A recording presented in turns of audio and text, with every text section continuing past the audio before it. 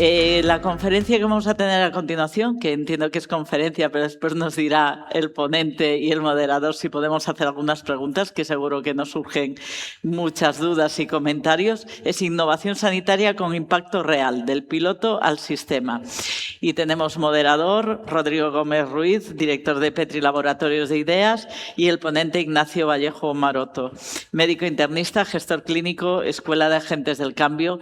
Y de verdad, muchas gracias a ambos, porque si antes decíamos la palanca de la humildad, tengo que reconocer que es un placer, no para mí, sino que, como decía bien Ramón, estoy en representación de un equipo que están por ahí, de Fermín, de Miguel, de parte del equipo directivo, de Ramón, también Nacho, que nos ha ayudado a poner esto así, todos un equipo grande que hacen que con muy poquito tiempo todos nos hayáis dicho que sí y hayáis cambiado vuestras vidas para casi un acueducto, sino un puente, estar aquí. O sea que Nacho y Rodrigo, os invitamos a pasar. Gracias.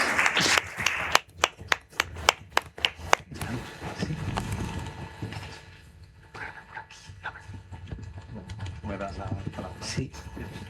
¿Se escucha? Sí. Bueno, lo primero, dar las gracias a Pilar y a todo el equipo por hacer que estas cosas pasen, ¿no? Porque las cosas se ven actuando, ¿no? Para mí, haciendo un poco un medio disclaimer, ¿no? Es bastante emocionante ver esto porque formando parte de la humildad, yo me siento muy pegado a esto, ¿no? Porque todo esto que estamos hablando tiene que ver con muchos años de mi vida profesional dentro del Servicio Gallego de Salud, ¿no?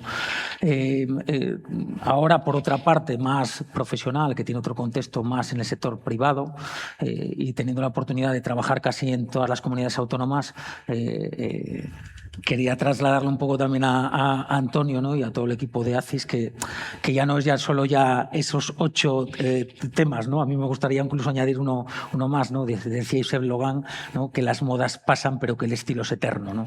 Y creo que esto es lo que marca el Sergas y lo que marca ACIS, ¿no? O sea, digo que esta forma de hacer, cuando desde hace casi ya 3 lustros empezó con esto, ¿no? Cuando Galicia es líder en compra pública y en muchas otras cosas, pues tiene que ver mucho con ese estilo, ¿no? Con esta forma de hacer, ¿no? Con profesionales que tienen tracción y disponibilidad en tiempos que son, bueno, pues cuando empezamos en el 10 era la crisis económica, ahora ya son otras crisis, que viene una pandemia, y ahora son, no sé si son unas crisis de identidad social, mundial, o qué es lo que estamos viviendo, pero creo que son oportunidades también para poder buscar estos entornos, ¿no? Yo creo que esta tarde tenemos también la oportunidad de tener y la verdad es que es una maravilla poder tener a Nacho, ¿no? Yo creo que Nacho es internista, ¿no? Ahora decía que está internista en Virgen del Rocío, pero tiene un periplo que probablemente cuando uno empezó con estas cosas de la innovación hace ya un montón de años, ¿no? Pues siempre buscaba referentes en otros sitios, ¿no? Y buscando esos referentes, el nombre de Nacho salía constantemente, ¿no? Es decir, porque es una persona inquieta, incómoda, ¿no? Necesaria, imprescindible, ¿no? Entonces yo creo que, bueno, pues un poco tener la oportunidad de que Nacho nos cuente su perspectiva y su visión de la innovación, como bien cuenta, ¿no? La innovación sanitaria con impacto real, pues es una maravilla. O sea que nada, adelante, Nacho. Nada, muchas gracias, Rodrigo. Para mí la verdad es que es un placer. Muy buenas tardes a todos. Y lo primero que quiero es agradeceros la invitación y la oportunidad de estar aquí hoy con vosotros en este encuentro. Lo hago con una mezcla de gratitud y de cierta prudencia, porque soy bastante consciente del papel que tengo que jugar hoy aquí en el programa al lado de Rodrigo, que para mí pues, ha sido también un referente, y de todos vosotros en este nodo de innovación, ¿no? Y durante estos días vamos a tener oportunidad, además de asistir a una puesta en común, como ya habéis comentado, pues de esta red de innovación sanitaria que tiene sus profesionales, que tiene su gente, que tiene sus equipos, que tiene seguro esa voluntad clara que tenemos todos de producir conocimiento, de intercambiarlo y sobre todo de cambiar, de que nuestras experiencias no se queden al final encerradas en un experimento local o en nuestro servicio o en nuestro hospital o en nuestro centro de atención primaria, ¿no? Y cuando yo tuve oportunidad de ver el programa, la verdad es que enseguida Pilar me atrajo rápidamente porque vais a hablar de cosas muy interesantes y ya hemos empezado con cosas e ideas muy fuertes, ¿no? Escuchar hablar de proyectos de innovación, de transferencia, de inteligencia artificial seguro, de datos de pacientes, de innovación rural, yo creo que son cosas en el ámbito de la innovación que sin duda alguna pues son muy, muy necesarias, ¿no? Pero yo no voy a ocupar exactamente ese lugar, ¿no? Yo no vengo a explicar aquí cómo se innova, entre otras cuestiones porque seguro que en este foro, la gente que nos está escuchando, Rodrigo, el resto de compañeros, saben muchísimo más que yo de tecnología, de financiación, de metodología, y tampoco quería traer una hoja de ruta totalmente lineal y cerrada, porque la innovación, pues ya sabemos que es un proceso complejo y cambiante. Yo me había planteado con vosotros traer algo más modesto y quizá algo incómodo, y me viene muy bien la primera diapositiva que me han puesto porque ya me señalan en la diana y en ese punto incómodo en el que muchas veces estamos, ¿no? Porque a mí me gustaría, si me permitís, compartir con vosotros una inquietud que a mí me acompaña desde hace tiempo y es fruto de haber intentado cambiar el sistema desde dentro y haberlo hecho además desde posiciones muy diferentes, desde las trincheras, desde la práctica asistencial, también desde puestos de responsabilidad directiva, desde espacios de responsabilidad y también de espacios donde hemos estado todos, que son los de frustración, ¿no? Y la inquietud que quería trasladaros es esta, porque entre una buena idea, y que aquí seguro que hay muy buenas ideas, y un cambio sostenido, hay un territorio que a veces es mucho más duro de lo que nosotros solemos contar y de la experiencia, ¿no? Y yo creo que ese territorio no tiene que ver siempre con la burocracia, con el papeleo, con la financiación, con los permisos. A mí me gustaría, si me permitís, mirar una capa que a veces queda un poco más invisible, una capa un poco más quizá organizativa, algo más humana, pero probablemente más difícil. ¿Y qué ocurre cuando una idea quiere convertirse en una práctica? ¿Qué ocurre cuando un proyecto deja de ser un PowerPoint bonito, esos documentos tan magníficos que nosotros redactamos para nuestra memoria, y empieza a rascar la jerarquía, las agendas, esas identidades, esas relaciones de poder? En definitiva, ¿qué ocurre cuando una innovación deja de ser, vamos a llamarlo, simpática y empieza a decirle al sistema, oye, déjate cambiar, vamos a hacer cosas diferentes, ¿no? Porque yo creo que el problema no solamente es que tengamos que innovar más, que por supuesto que yo creo que hay que hacerlo, ¿no? Quizá el problema es que tenemos que preguntarnos si nuestras organizaciones están preparadas para dejarse cambiar por aquello que dicen querer innovar. Y tiene sentido, me parece, hacerse esa pregunta al principio, no para desanimaros, no para quitaros el entusiasmo, que seguro que venimos aquí todos con mucha energía, con ganas de intercambio de experiencia y de aprendizaje, sino precisamente para cuidar mejor lo que pueda surgir, lo que pueda nacer de este encuentro, ¿no? Porque cuando tenemos además la oportunidad de reunirnos un jueves en la antesala prácticamente de las vacaciones, al final del curso, un grupo de personas, pues yo creo que es justo el momento donde tenemos que aprovechar para hacernos esas preguntas difíciles, esas preguntas poderosas, ¿no? Porque después, bueno, las cosas empiezan a cristalizar, los problemas empiezan a convertirse en características y esos pilotos empiezan a vivir un poco separados de ese sistema que a priori pues pretendían cambiar, ¿no? Así que yo, bueno, pues no voy a hablar de herramientas, no voy a hablar de innovación, voy a intentar hablar un poco del suelo, pues donde aterrizan las cosas, ¿no? Y creo que lo primero que tendríamos que reconocer y hacerlo con honestidad y con humildad, me gusta mucho la intervención de antes porque me ha dado mucho vocabulario que yo también utilizo, es reconocer que no todo lo que llamamos innovación al final es transformación. Podemos tener mucha innovación como ocurrencia, a veces nos encontramos tecnologías sin contexto que más que ayudarnos nos pone las cosas más difíciles. Hay pilotos muy brillantes que no modifican al final ninguna cosa de nuestro sistema. Y para mí, además, la transformación empieza en otro sitio. Empieza cuando algo cambia nuestras rutinas. Empieza cuando las relaciones entre los profesionales son diferentes, o entre los pacientes o la gente que está en estos nodos cambia. Cuando se toman otras decisiones, pero sobre todo empieza cuando hay cambio en el comportamiento, cuando nosotros nos comportamos de otra manera. Cuando una práctica deja de depender de esas personas excepcionales que lo muevan todo y empieza a formar parte de esa normalidad compartida que nos gusta, ¿no? O cuando el sistema no solo permite que haya cambio, que ya es difícil, sino que empieza a cambiar algo de sí mismo para que ese pequeño cambio pueda sostenerse y sostenerse en el tiempo. Y yo creo que esto importa. Y creo que importa porque muchas veces confundimos tener proyectos innovadores con tener capacidad real de cambiar las cosas, de hacer las cosas de otra manera. Y yo que he pasado, como decía Rodrigo antes, por muchas organizaciones y estructuras del Sistema Sanitario Público de Andalucía, pues me he encontrado organizaciones con muchos proyectos que siguen igual. Y nodos y no hay red. Y grupos de trabajo, comisiones de mejora, todas estas cuestiones que no definen realmente equipo. Y muchos premios que luego no se traducen en transformación, o incluso esos discursos de excelencia y de que avanzamos y seguimos pidiendo a las mismas personas, a las personas que hagan esos esfuerzos extraordinarios para que algo mínimamente ordinario termine ocurriendo en nuestras organizaciones, ¿no? Así que esta es la pregunta. ¿Están nuestras organizaciones preparadas para dejarse cambiar por lo que dicen querer innovar? Pues esta tensión a mí me acompaña desde hace muchos años, pero si yo tuviera que concentrarlo en una experiencia profesional, pues inevitablemente tendría que volver a este edificio, el edificio del Hospital Militar en Sevilla, durante la pandemia, un edificio que se abrió en un tiempo récord, se remodeló, era el antiguo hospital que llevaba un tiempo sin funcionar y que en tiempo récord, bueno, pues se habilitó para atender a los pacientes de la COVID, ¿no? Ojo, no traigo esta cosa como nostalgia, ¿no? Ni como caso que deba de evaluarse exclusivamente en clave pandémica. Lo traigo porque después de muchos años, yo lo considero un fracaso profesional y lo digo pública y abiertamente, lo escribo además muchas veces en redes. Bueno, pues como digo, para mí se ha convertido en una lente que nos permite mirar en cierta medida lo que ocurre en muchas ocasiones en nuestras organizaciones.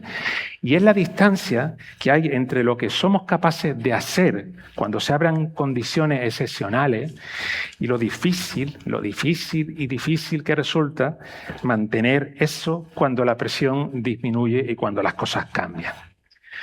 No quiero recordar la pandemia mucho, pero es verdad que fue dolor, incertidumbre, fue miedo, fue presión, fue mucha dificultad. Seguro que la vivimos todos, cada uno desde su perspectiva. Y a mí me tocó también vivirlo en primera persona como profesional de a pie. Pero la pandemia tuvo una cosa muy curiosa y es que nos abrió una ventana muy extraña. Y durante un tiempo el sistema permitió hacer muchas cosas.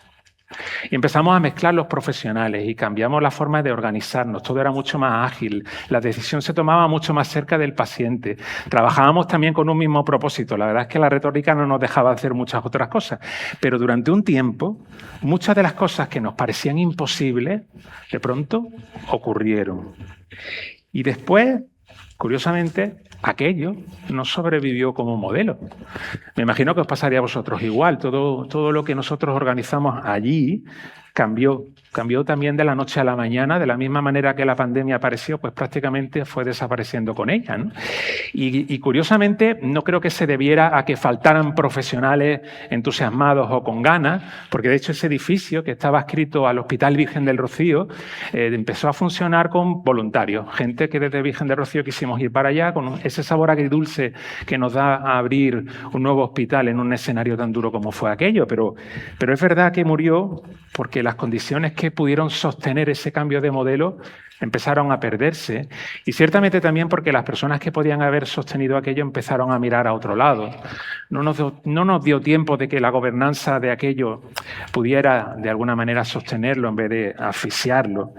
Y murió porque cuando la situación de emergencia desaparece, como nos pasaría a todos, ostras, yo creo que el sistema tiene como una propiedad física o química que hace que enseguida vuelva a su estado anterior y lo haga de una forma muy rápida. Y todos nos volvimos a nuestras zonas de confort. Recuerdo ese eslogan de hay que volver a la normalidad, hay que volver a la normalidad, todos de nuevo en nuestras trincheras, en nuestros silos, en nuestras circunstancias, ¿no? Y claro, pues saber cambiar bajo presión no significa siempre hacer sostener el cambio cuando esa presión desaparece. Esa fue para mí una de las grandes lecciones que aprendí en el edificio del militar, ¿no? En el momento en que se rebajó esa sensación de angustia o de dificultades, pues aquello empezó también a desaparecer, ¿no? Pero yo no quiero quedarme solo con lo que no sobrevivió, porque creo que parte de lo que construimos allí sí que dejó algo de huella en nuestra organización.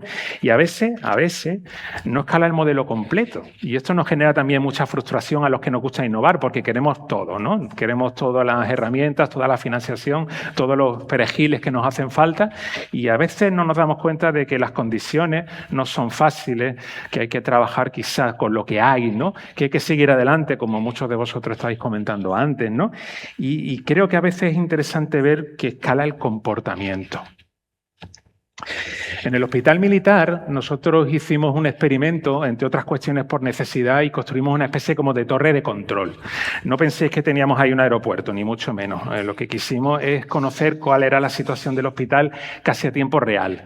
¿Por qué? Pues porque había una situación de alta presión. El hospital era un hospital provincial, tenía que dar respuesta a pacientes que venían de todos los hospitales de Sevilla. No teníamos puerta de urgencia, había mucho recambio de profesionales, los equipos eran muy distintos y nosotros quisimos de alguna manera hacer una especie de engranaje con diferentes herramientas, plataformas como Drive, como Slack, Zoom, que empezábamos a utilizar para combinarlo con los restos de los compañeros del Hospital Virgen del Rocío y otras cosas que, bueno, no era nada sofisticado desde el punto de vista tecnológico, pero organizativamente, en cambio, era muy potente porque, como os digo, nos permitía pues, tener la atención de ese edificio prácticamente minuto a minuto. No era una parte que, digamos, convencional, era una dinámica del funcionamiento vivo del edificio, ¿no?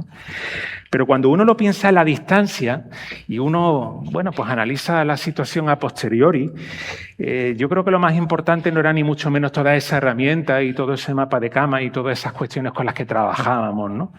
Lo más importante, y eso yo tomé conciencia a posteriori, es que esa torre de control, eso que llamamos espacio de control, convertía la información que teníamos en equipo.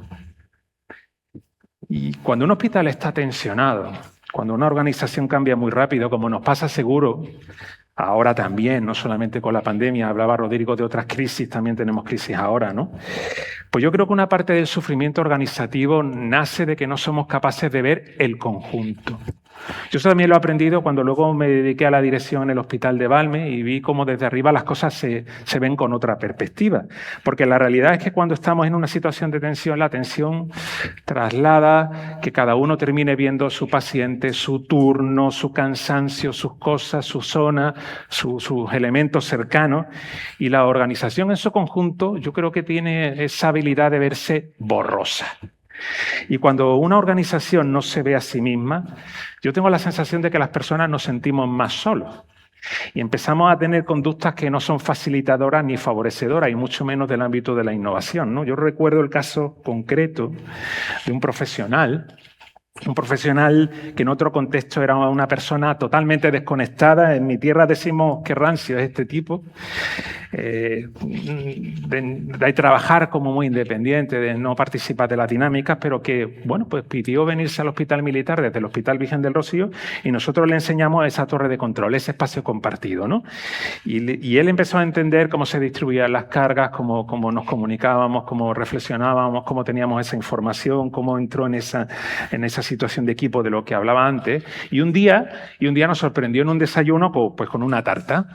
Y el tipo traía una tarta porque quería celebrar su cumpleaños. Y bueno, y claro, nos sorprendió a todos ese cambio, que no era un cambio de personalidad, no es que le hubiéramos hecho ningún lavado o lo hubiéramos pasado por salud mental. Lo que habíamos cambiado es el contexto relacional. Y cuando cambia el contexto, que creo que es importante, a veces aparecen comportamientos que antes nuestras organizaciones no son capaces de sacar a flote, de aflorar. Y para mí esta es una de las claves de la innovación organizativa, que no todo depende de que construyamos circuitos nuevos o impongamos una tecnología. Para mí es muy importante que entendamos que hay que construir contextos donde sean posibles otros comportamientos, porque esta es la clave de la innovación y del sostenimiento de la misma. ¿Y por qué? Pues porque podemos tener estrategia, tecnología, financiación, expertos, nodos, plataformas, todo eso importa, ya lo hemos comentado, ya lo hemos visto.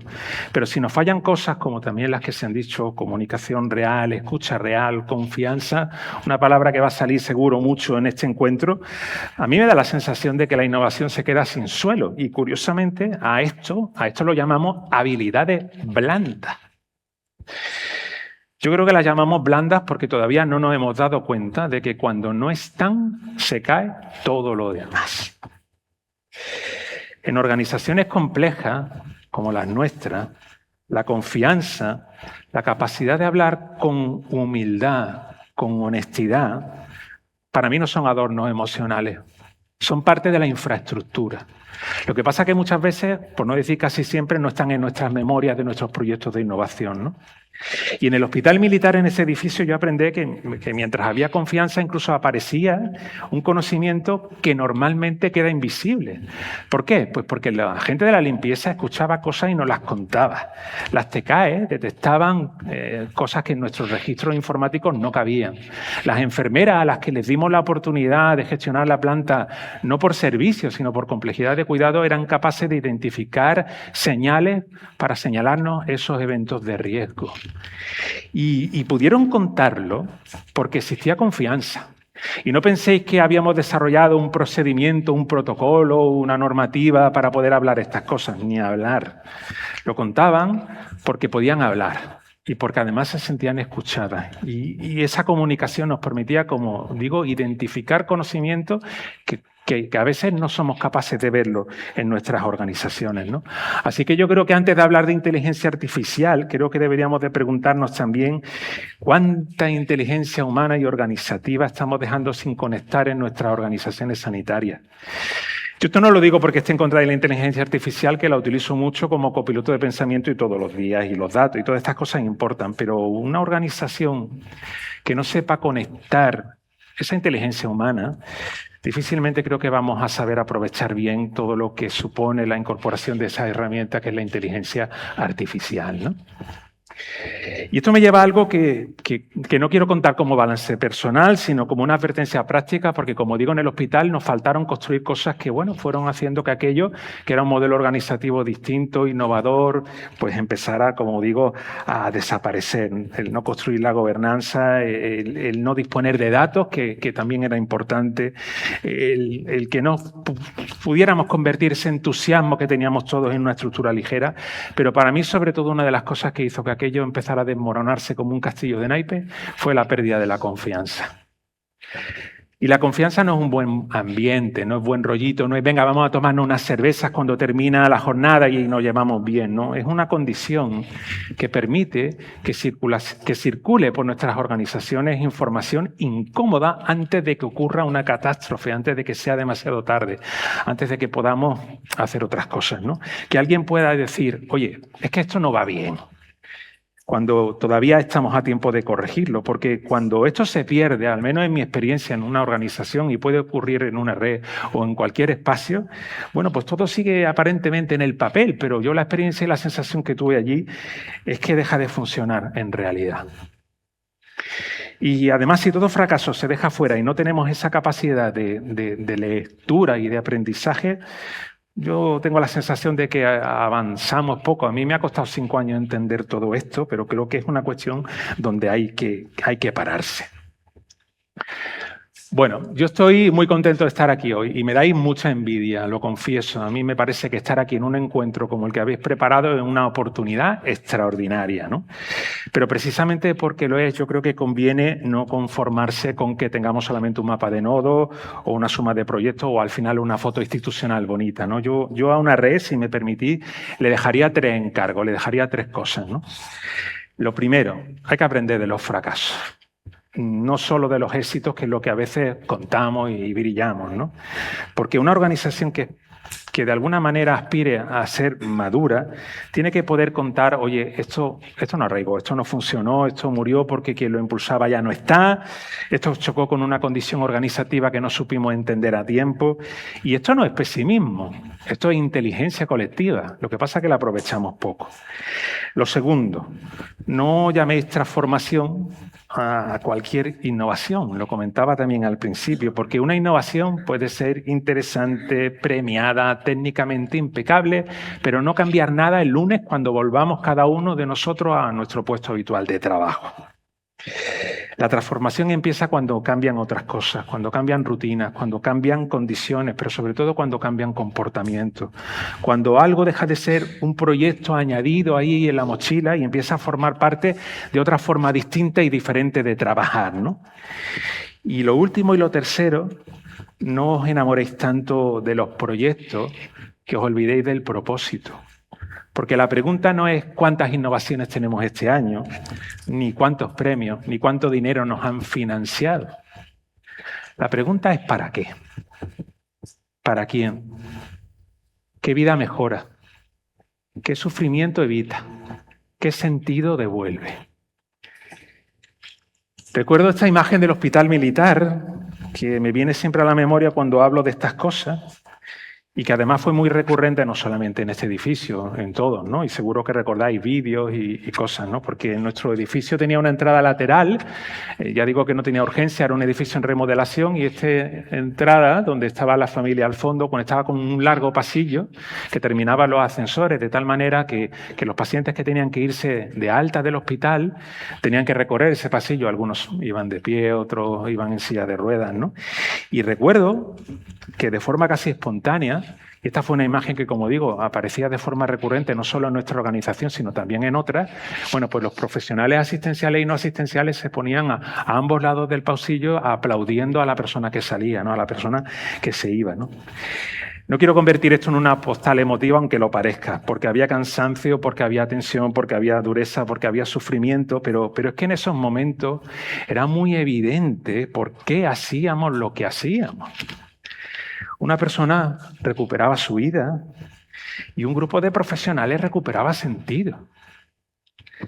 Aquel pasillo, ese pasillo largo, me enseñó también que no podemos sostener la sanidad solo con momentos tan brillantes o tan emotivos como estos, ¿no? No podemos vivir de escenas excepcionales siempre, ¿no? Pero la pregunta que yo quiero también trasladar es ¿qué organización necesitamos para que cuidar con sentido no dependa de otra pandemia?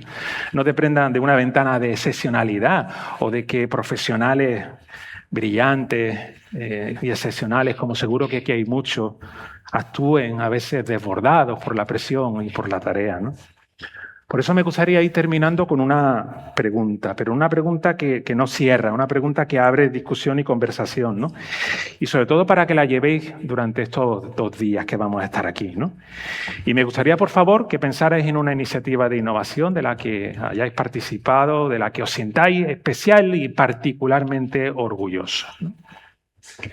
Y ahora me gustaría que quitarais mentalmente de la escena a la persona que la impulsó. ¿Sigue viva? Yo también me hago la pregunta y a veces la respuesta no me agrada. Si vuestra respuesta es no, quizá todavía no habíamos construido una innovación del sistema. Habíamos construido una innovación sostenida por una biografía. Y esto no es quitar mérito a las personas extraordinarias. Seguro que aquí, como decía antes, hay muchas personas extraordinarias. Muchas veces son las que nos abren grietas, las que empujan, las que ven donde hay otros que no ven, ¿no? Pero una organización madura o una organización que aspire a ser madura no debería de consumirlas. Lo que debería es de aprender de ellas. Lo que debería de construir esas condiciones para que lo valioso no muera cuando estas personas se cansen, se vayan o simplemente cambien de lugar, ¿no? Las personas extraordinarias son siempre imprescindibles para abrir caminos, ¿no? Pero si todo sigue dependiendo de ellas, la organización no aprende. Lo que hace es aprovecharse de la energía, ¿no? Pasar del piloto al sistema no es simplemente escalar una idea. Es construir condiciones para que lo valioso no dependa de héroes, para que no muera cuando cambien las personas que a veces pasan, ¿no? O para que no se quede aislado de eso que decía en un momento querer innovar. Y si esta red logra esto, si dentro de unos 4 o 5 años os volvéis a reunir y alguien puede señalar algo que sigue funcionando y no es capaz de saber exactamente a quién tiene que atribuírselo, pues habrá hecho algo mucho más difícil y mucho más valioso que cualquier proyecto que dependa de un nombre. Porque ese día la innovación habrá dejado de ser una excepción y habrá empezado a convertirse en sistema. Muchas gracias.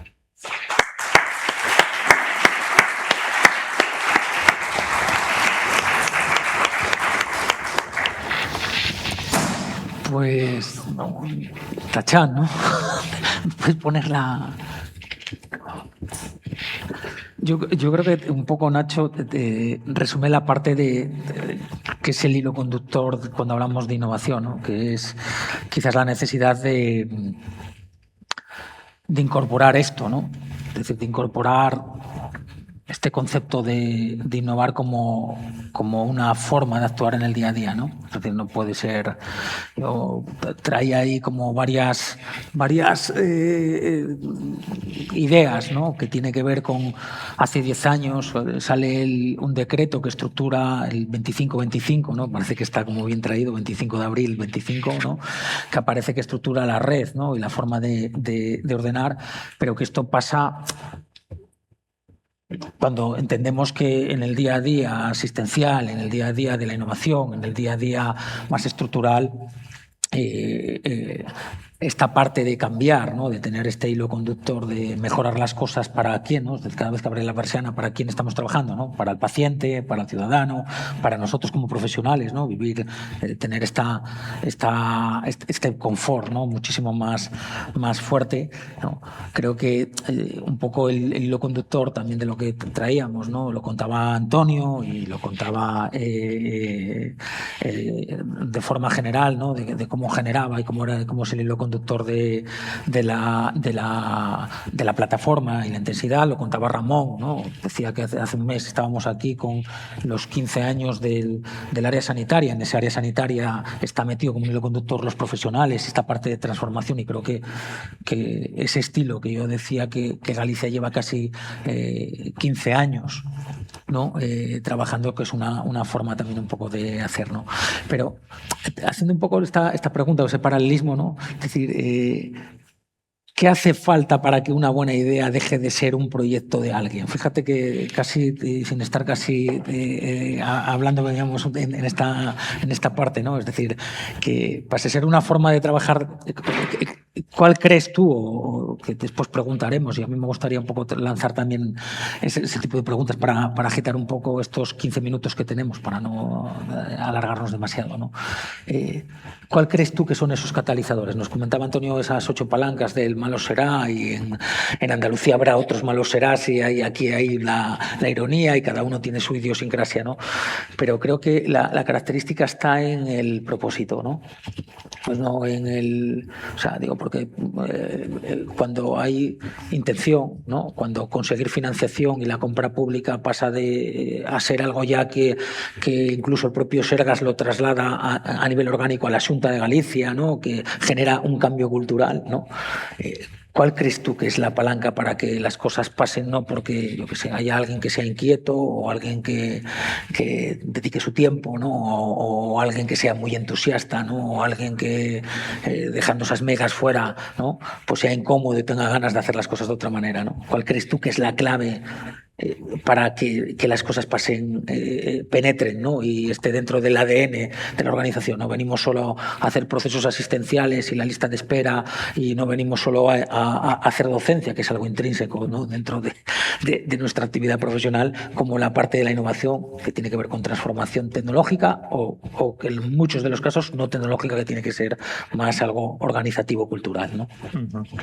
Mira, yo creo que una de las cuestiones que nos pasan ahora es que las condiciones que tenemos no son las que había antes. Siempre se dice que el sistema está en crisis. Yo creo que después de la pandemia está más en crisis todavía. Antes hablábamos de la crisis que tenemos los profesionales sanitarios, de la huelga de los médicos. Hay un escenario particularmente de tensiones ahora distintas, ¿no? Y bueno, yo que llevo un tiempo analizando, como seguro que tú, todos estos marcos de gestión del cambio que nos venían de los ingleses, del Tecotter y de todos los demás, ostras, yo los intentaba aplicar, a mí no me funcionaban, porque bueno, esto que lo han diseñado gente de Harvard tiene que funcionar y a mí no me salen, ¿no? Y al cabo de un tiempo ya caí en la cuenta de que muchos de estos marcos hay que aplicarlos en un terreno abonado. Y ahora no estamos en un escenario fácil. Parece que no corren buenos tiempos para la lírica, la gente está más presionada, más cansada, lo veníamos también comentando antes, ¿no?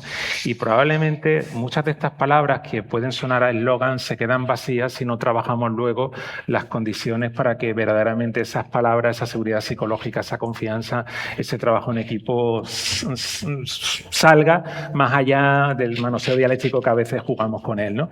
Y vivimos en un escenario, ahora que yo he vuelto de la gestión a las trincheras y que, como te decía antes, he vuelto al ámbito de la medicina interna a ver pacientes, donde tú te encuentras equipos muy tensionados, muy desgastados, muy cansados, donde tú le hablas de pequeñas ideas que pueden estar muy bien y, oye, apuntar o recoger, vamos a trabajarlo, pero la gente no está en un momento, yo diría, fácil, no tenemos esa capacidad de activar la agencia, esa capacidad que tiene la gente de hacer las cosas porque siente que tiene que hacerlas, no porque alguien viene desde arriba y nos dice ahora toca, ¿no?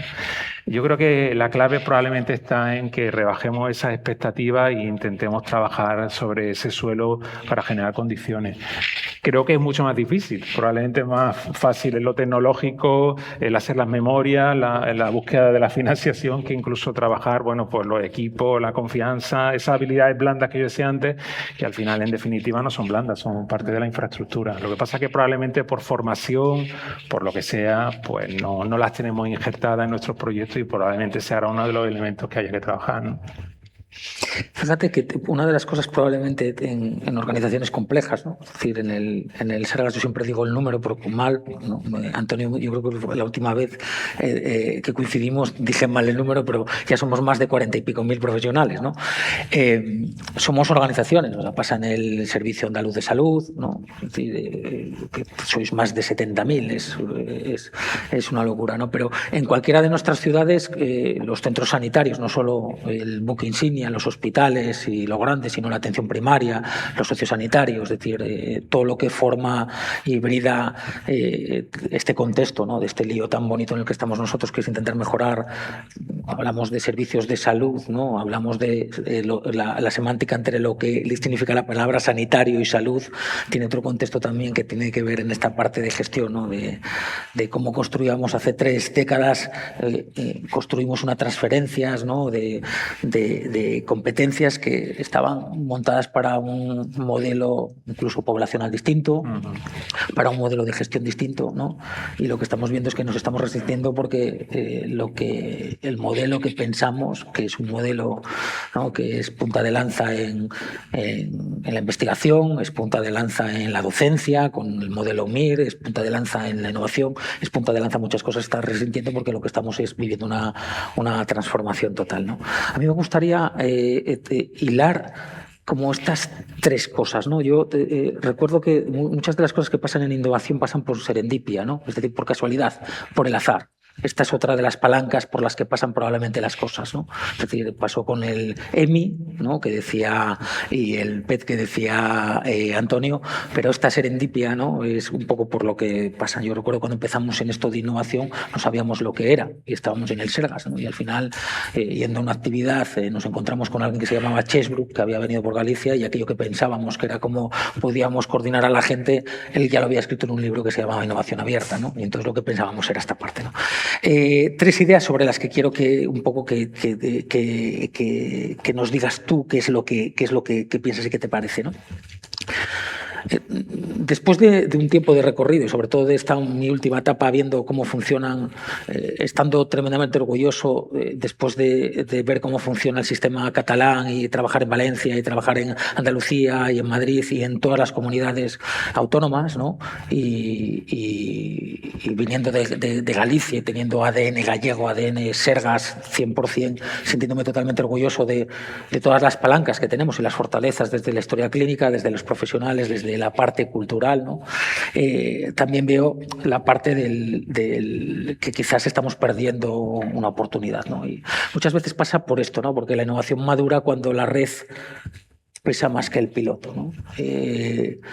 Hace ya casi 15 años contábamos que en nuestras presentaciones que en los sistemas de salud es donde más pilotos hay después de la aviación, ¿no? Es decir, hay muchas incertidumbres, muchos profesionales que gestionan mucho tiempo y que muchas veces esto no lo vemos en detalles finos de transformación. Sobre estos 3 temas quería un poco como ver qué te parece a ti, ¿no? Primero, que la innovación clínica o no clínica nace un poco cerca del problema, ¿no? Pero escala cuando se organiza, ¿no? Es decir, nace cuando tenemos el impacto, es decir, cuando alguien,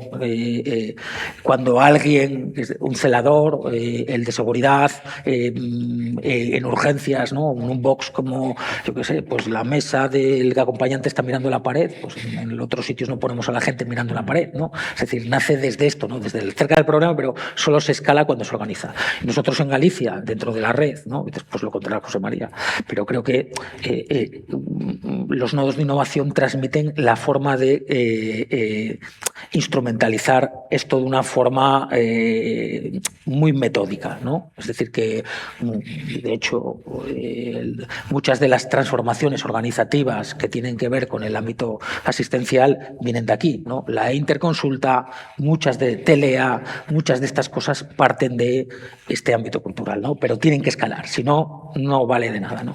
La segunda es que la tecnología abre puertas, ¿no? Pero la confianza decide si alguien las cruza, ¿no? Muchas veces ahora estamos totalmente iluminados por el hype, ¿no? Por la IA, por lo que sea, pero al final la tecnología es una palanca, pero solo si el que está ahí en el pie de la trinchera, como contabas, es capaz de que esto va a ser algo que no es oportunístico, sino que le va a hacer facilitar su relación con los pacientes, facilitar la toma de decisiones de forma multidisciplinar, no que estemos en silos, ¿no? Sino esta forma muchísimo más horizontal. Tú ponías ahí en una de las diapositivas 3 cosas que son el mantra, que es que los grupos no son igual de equipos, que una red, un nodo no es una red, hay muchas cosas que damos por sentadas pero que no son tal cual, ¿no? Y la tercera idea es que el sistema cambia cuando convierte la experiencia local en capacidad compartida, es decir, como la capacidad de que algo que se haga en Almería seamos capaces de, independientemente de la complejidad que tenemos, ¿no? Y que la complejidad, aquí hay 7 áreas sanitarias, en Andalucía, en el SAS, pues la complejidad es muchísimo más fuerte, hubo reversión también de modelos, ¿no? Pero que esta capacidad de poder transformar esto, ¿no? ¿Tú cómo ves estas claves que tienen que ver con la necesidad del problema, con la tecnología, con el uso actual de la tecnología como nos viene ahora, los escribas, el no sé qué, la IA, el tal, ¿no? Y la capacidad de, ya si me apuras, ya ni tan siquiera decir de una red de nodos, ¿no? Sino una red de cuando los problemas que afrontamos en el primer mundo son los mismos de un paciente, puede haber ciertas características sociodemográficas, ¿no? Y más estructurales, pero de cobertura de servicios de alguien que esté en Jerez de la Frontera que de alguien que viva en Viveiro, ¿no? Bueno, pues tenemos igual otras características muy puntuales, pero los problemas que atacamos son muy similares, ¿no? Entonces, ¿tú dónde ves que dónde se va a jugar la partida yo no digo ya en el largo plazo, en el corto plazo, entendiendo que estamos muy fatigados, ¿no? Entendiendo que, bueno, pues vivimos momentos, hay un disco de Supertramp que decía crisis que crisis, yo creo que vivimos en crisis continua, ¿no? Lo que pasa es que probablemente lo que antes tardaba una década en pasar, ¿no? O sea, para que pasase una de las fotos que ponía Antonio de Zara con ese Inditex, no sé si era Nueva York, pasaron muchas décadas, ¿no? O sea, quiero decir que creo que las cosas ahora se acortan, ¿no? Lo que pasaba antes en una década ahora pasa en unos meses y lo que pasaba antes en un año pasa incluso en días, ¿no? Entonces, ¿cómo ves tú que cuando hablamos de innovador y todos los innovadores que hay aquí, ¿no? Que cuando nos dan aquí los focos y no los vemos, ¿no? Pero ¿qué les trasladaríamos? Mira, yo creo que vosotros tenéis un terreno bastante más avanzado que el que, por ejemplo, nosotros tenemos en Andalucía con la estructura que tenéis, ¿no? Yo creo que una de las cosas que tú planteas es que todo esto al final tiene que sostenerse gracias a algo. Yo coincido con los 3 elementos que tú pones sobre la mesa igual, ¿no? Pero añadiría otra capa de la que también hablábamos antes, y es que ahora la urgencia nos come todo. Y lo mismo que hay o desde arriba, esa intención de trasladar la estructura, de reforzarla, de decretarla, organizarla, de estructurarla, tendría que ir también en otros ámbitos, ¿no? Yo lo comparto, por ejemplo, con la humanización. La humanización en el hospital mío a veces va por barrios, ¿no? Tú te encuentras que la humanización está en oncología, pero en otros sitios no. Y yo creo que la diferencia no está en que la gente esté más motivada a hacer estas cosas. La diferencia es que alguien tomó la determinación desde arriba de que la humanización en oncología era muy importante y había que hacerlo, ¿no? Entonces, lo mismo que tenemos nodos de innovación, yo creo que tendríamos que avanzar también en modelos de gobernanza que nos permitieran en estas organizaciones tan complejas todas estas ideas, que sabemos que hay muchas, yo creo que las tenemos. El problema es que no suben, no escalan, darles estructura, pero para darles estructura tenemos que tener un modelo probablemente más parecido al que había en la pandemia, más de autogestión, más de cercanía, más de toma de decisiones cerca del profesional y cambiar. Yo he tenido la experiencia de estar en un equipo directivo de un área de gestión sanitaria en Sevilla, con un hospital grande y muchos centros de atención primaria. Te das cuenta de la complejidad. Esa complejidad ya no se sostiene desde un despacho. Hay que cambiar también, igual que se refuerza con nodos de innovación, por lo mismo tendríamos que empezar a pensar cómo vamos a cambiar las estructuras directivas y los órganos de gobernanza de las consejerías de la administración de los hospitales, de los centros de atención primaria, que nos permitieran dar soporte realmente a esto. Yo sé que un cambio paradigmático me parece tremendamente complejo, probablemente haya gente que no lo entienda. No es nada de ir en contra de la jerarquía, porque la jerarquía, por supuesto, que nos ayuda, nos sostiene. Yo estoy en un puesto de responsabilidad directiva y sé lo que es, ¿no? Pero ahora necesitamos que, bueno, pues que esa información fluya más rápida, más eficiente, porque el mundo va muy rápidamente cambiando y además seguimos intentando hacer cosas que antes no funcionaban y ahora ya no solamente no nos funcionan, sino que no funcionan mal. Entonces, otra de las líneas de estudio, de reflexión que me acompañan como inquietud es la jerarquía y jerarquía, que ahora en el mundo de la empresa, fuera del ámbito sanitario, se está hablando mucho del mapeo de redes. No me estoy refiriendo de redes de innovación, de redes informales, porque ahí tú identificas no solamente el poder formal, sino los grupos ocultos que ya describían algunos artículos en Harvard Business Review, hablando precisamente de que dos hospitales iguales con la misma gente, uno funciona mejor que otro, ahí tiene que haber algo, ¿no? Pues ese equipo que no está en el organigrama, que muchas veces es lo que sostiene y hace que las cosas funcionan, probablemente haya que reconocerlo, haya que darle papel y haya que trabajarlo, ¿no? Porque si no, al final, yo vivía muy mal la dirección porque era todo el tiempo apagando fuegos, y el dar oportunidad a que todas estas cosas en esta línea que tú claramente has marcado, que yo coincido, florezcan, requiere tiempo protegido, requiere quitar o no ponerle a la gente la mochila, porque además la gente viene ahora con generaciones nuevas. A mí, yo trabajo de 8 a 3, no es bueno ni malo, pero son diferentes, tienen también sus prioridades. Eso hay también que tenerlo en cuenta, que vamos a tener un recambio generacional y ahora no estamos tan resilientes como antes. Yo me quedo hasta la hora que sea y monto el proyecto de innovación que sea, ¿no? Todas esas cosas hay que ponerlas sobre la mesa, pero creo que para eso hay que tener tiempo, y la gobernanza hay que cambiarla también. Porque la gobernanza ha servido para un modelo antiguo, pero el que tenemos ahora es diferente y la realidad nos come. Tiene que avanzar también. Antes de pasar o hacer el cierre, sobre todo porque como vamos ahí con el tiempo que nos... No sé si alguien tiene alguna pregunta, algún comentario, le queréis hacer a Nacho, trasladarle alguna inquietud. ¿No? Sí, seguro.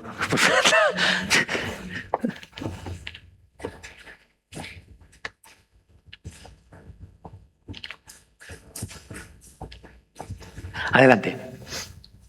Es que te dan Ya está. Bueno, buenas tardes.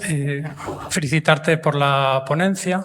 Bueno, mi nombre es José María Rumbo, vengo del área sanitaria de Ferrol, soy del nodo de innovación de Ferrol.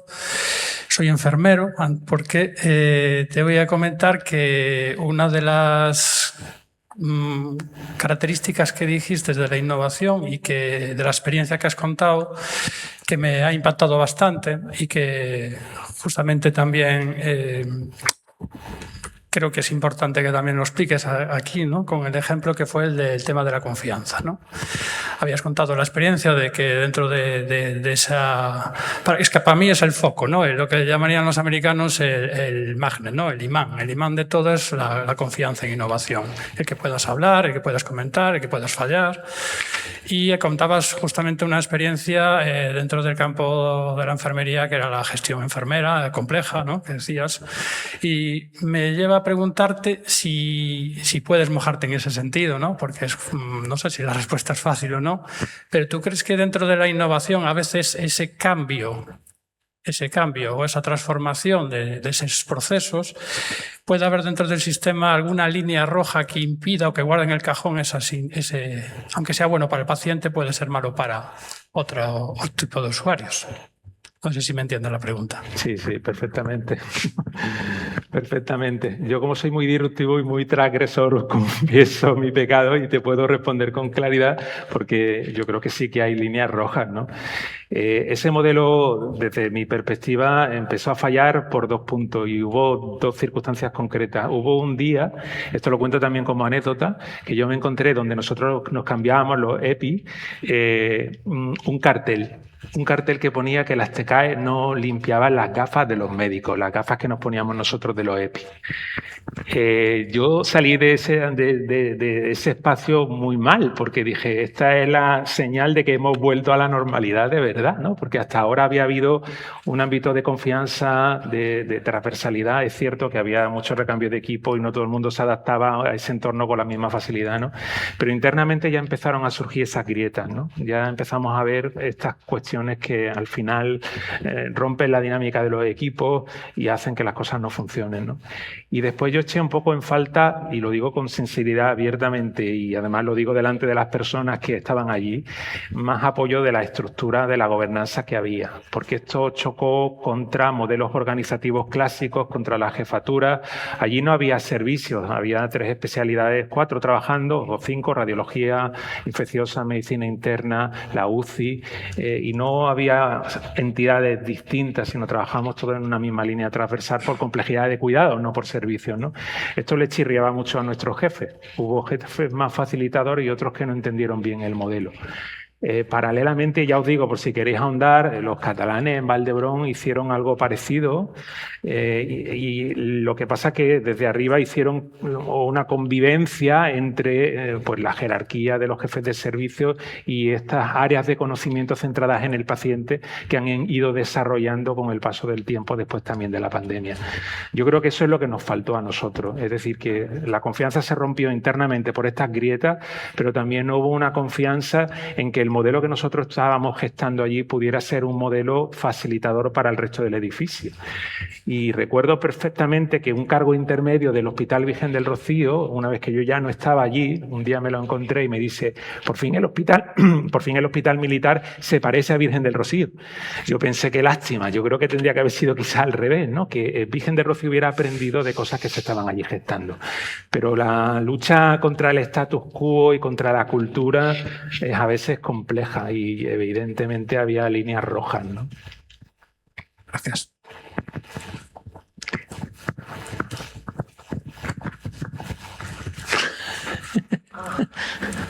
Pilar. Marina.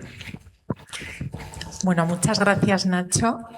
Para mí ha merecido la pena venir aquí, solo por escucharte.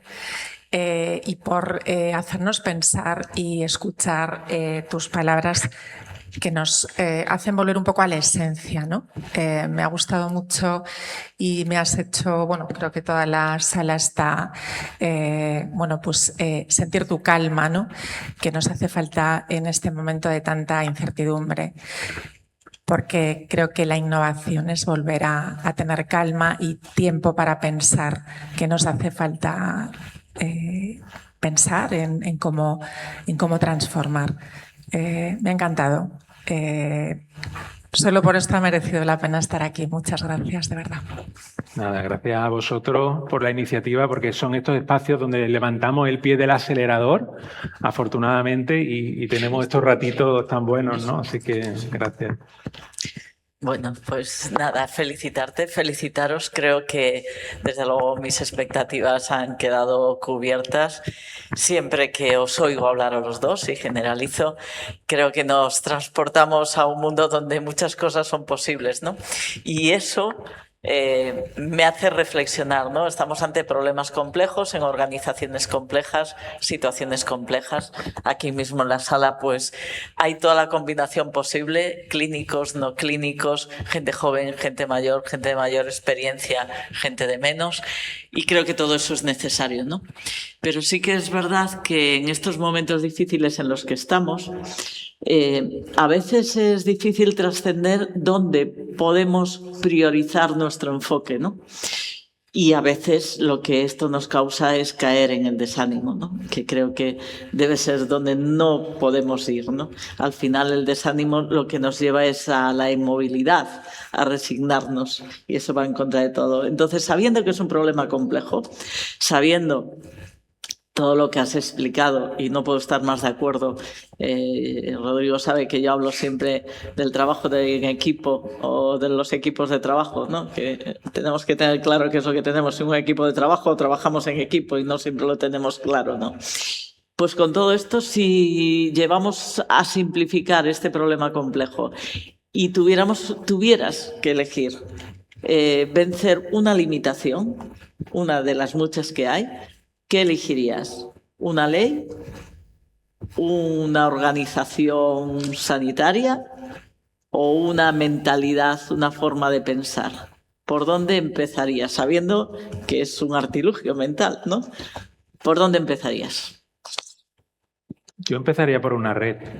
Creo que el cambio de mentalidad es difícil. No sé si habéis leído el libro de Frédéric Laloux y Reinventar las organizaciones, que habla un poco pues, de las organizaciones autogestionadas y habla también de los sanitarios, ¿no? Creo que probablemente nos hagan falta muchas generaciones para hacer un cambio de mentalidad y de madurez que nos permita, pues como tú dices, que esto aflore de forma espontánea, ¿no? Entonces creo que estoy más convencido primero de que hay que trabajar con la gente de abajo y con los cargos intermedios para que ellos de alguna manera, y la gente joven que está aquí y otros actores, no solamente los sanitarios, sino también otros profesionales y los pacientes, porque de alguna manera, bueno, pues ellos son la fuente de inspiración y de los retos, ¿no? Para darles ese apoyo y esa estructura, y de que ellos también sean, yo no lo decía incluso últimamente como agentes del cambio, sino constructores de condiciones, que ahora es lo que creo que realmente nos falla, ¿no? Pero si eso hubiera que estructurarlo de alguna manera, una red, seguro. Bien. Gracias. Hay otra pregunta.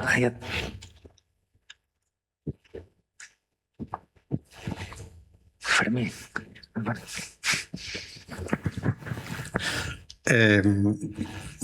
Yo quiero felicitaros también por lo que decís, por lo que transmitís y por la confianza que generáis, seguramente, ¿no?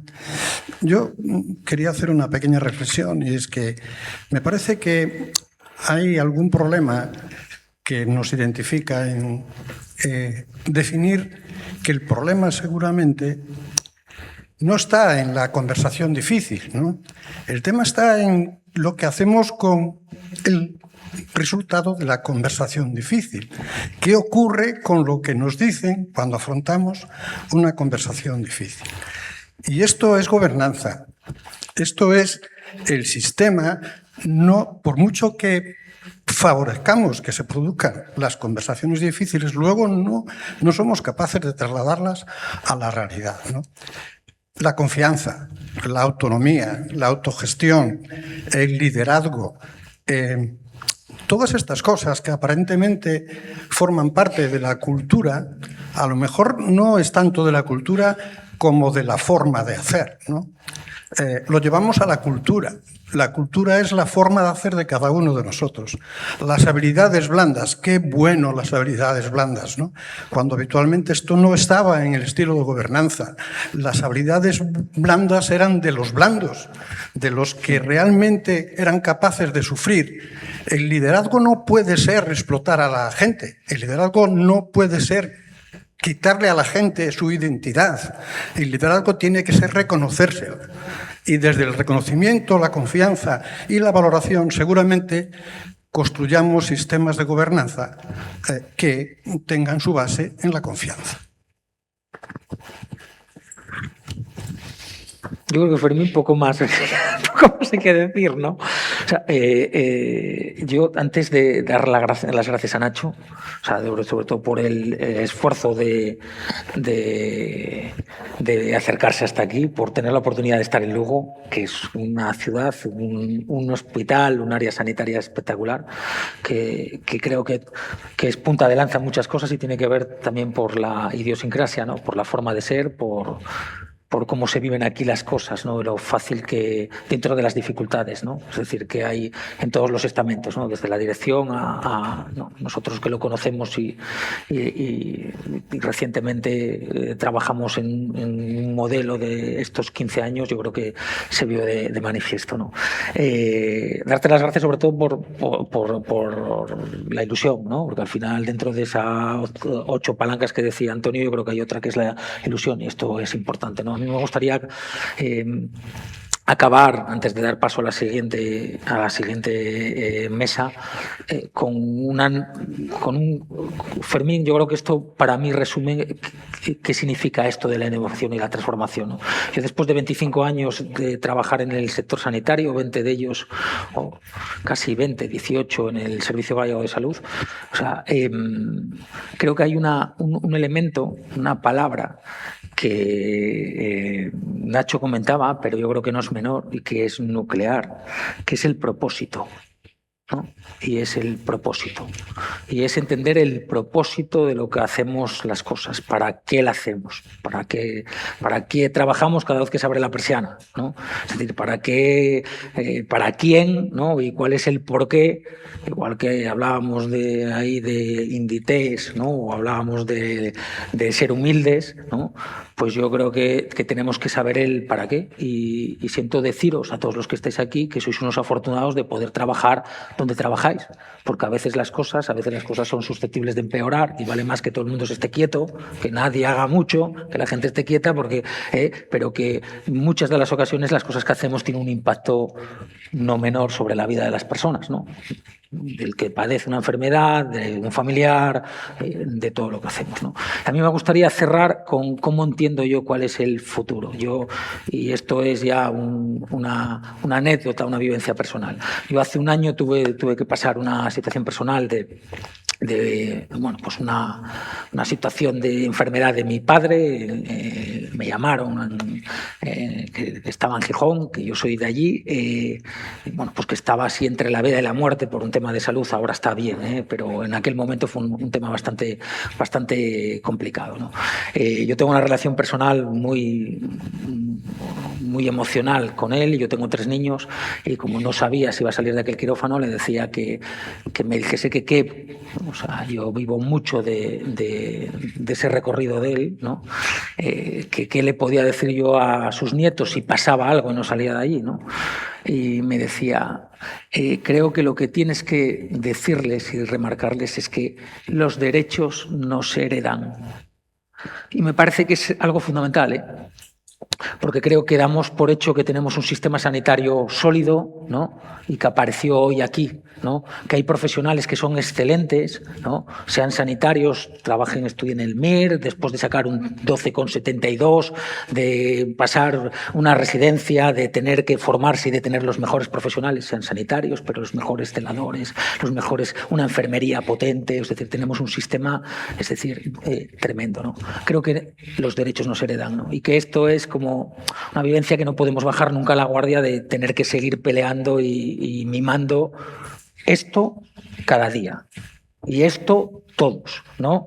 Entendiendo que las generaciones que son nuevas, nosotros y los que sois aquí, hablábamos antes de la residencia, y muchos son tutores y coordinadores, y hay muchas tal, creo que igual pues están en un contexto que es distinto, ¿no? Y que igual nosotros a veces no dejamos un terreno abonado suficientemente válido para cuáles son sus prioridades. Pero creo que para mí, y yo cerraría con esto, ¿no? Que hablamos de innovación, hablamos de transformación, pero que los derechos no se heredan, que hacer esto no es estar aquí, es estar presente cada vez que estamos viendo a un paciente, cada vez que estamos dando una información, cada vez que estamos trabajando de forma multidisciplinar, cada vez que tenemos esta visión de cuando decías que el hospital militar se pareciese, ¿no?, al Virgen del Rocío, que todo el mundo que trabajamos en esto los vemos como el top 5 del emblema de la excelencia sanitaria, ¿no? O sea, nada más.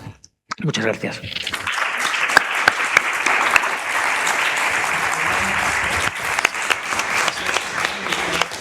Y la mesa.